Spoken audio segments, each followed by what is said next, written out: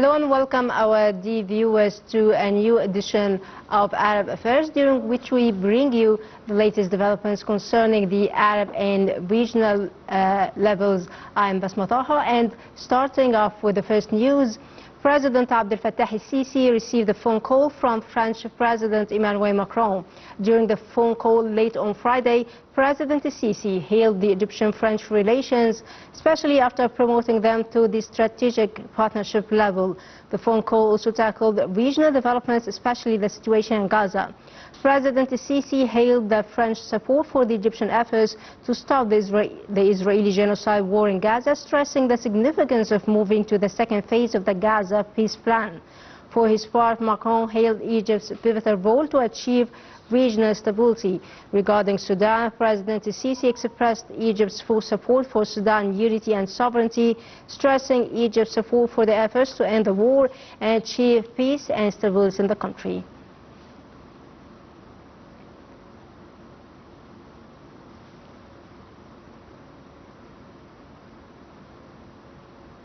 The foreign ministers of Egypt, Jordan and the United Arab Emirates, Indonesia, Pakistan, Turkey, Saudi Arabia and Qatar stressed the significant role of the UN Agency for Palestinian Refugees UNRWA to protect Palestinian civilians and provide them with health, education and other services. The foreign ministers strongly condemned the Israeli occupation forces' recent storming of the UNRWA headquarters in the occupied East Jerusalem.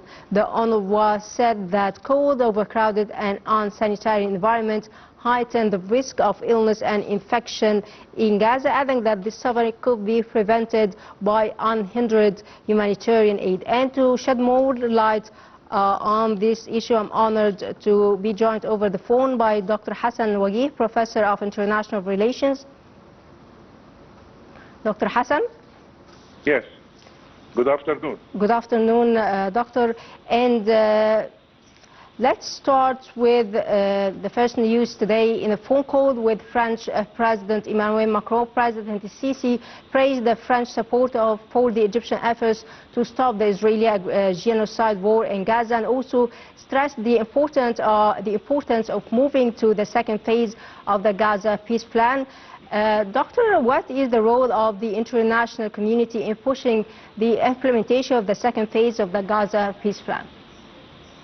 Actually, first of all, when we are talking about the French president call to our president Abdel Fattah el-Sisi, I think this reflects the importance of Egypt's position, Egypt's efforts in gathering all these symbols from all over the world, as we have already witnessed, and the whole world witnessed with us, the gathering in Sharm el-Sheikh and the agreement that we came up with, and also that was supported by the United Nations resolution 2803 to give it the legitimacy. So here the entire international community is with implementation of a Gaza plan, ceasefire, humanitarian aid, saving the Palestinians. Enough is enough for what happened to them. I think this is very important international call, a wake-up call, and I think the Israelis should abide by this and should respect it for a while the international law. Well, also the foreign ministers of Egypt, Jordan, United Arab Emirates, Indonesia, Turkey, Saudi Arabia also strongly condemned the Israeli occupation forces' recent storming of the UNRWA headquarters in occupied East Jerusalem. Sir, how do you see the significant role of the UN agency for the UNRWA to protect Palestinian civilians and also provide them with health, education and other services? Actually, the word UNRWA means relief, United Nations Relief Works Agency. It is one of the most important and the largest program by the United Nations, means by the will of the entire world. It has several, of course,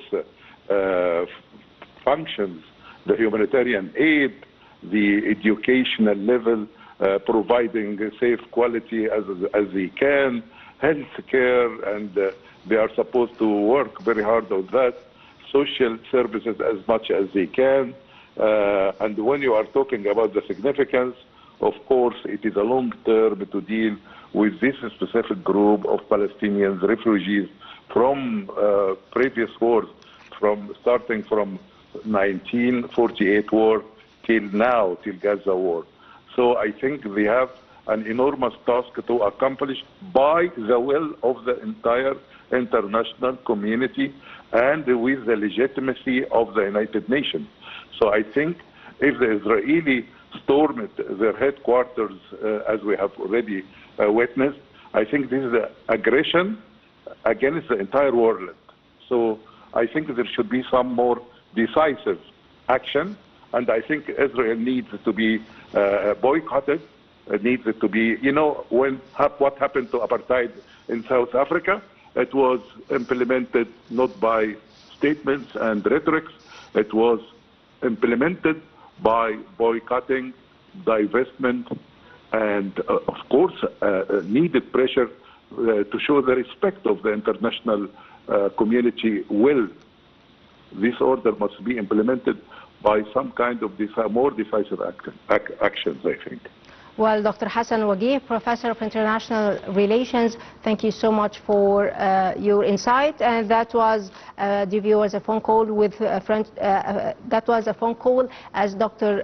Hassan Wageih tackled the phone call with French President Emmanuel Macron as President Sisi hailed the French support for the Egyptian efforts to stop the Israeli genocide war in Gaza. And now moving to our next report, a Palestinian was killed by the Israeli occupation forces in the Jabalia al-Nazla al-Shamali area of the northern Gaza Strip. The governmental media office in Gaza reported that civil defense teams recovered the bodies of 11 mortars who were found under the rubble of several buildings that had been previously shelled by Israel. Also, as winter storm batters the Palestinian territory of the Gaza Strip for the third day, the Civil Defense Agency said that at least 16 civilians had died in the last 24 hours.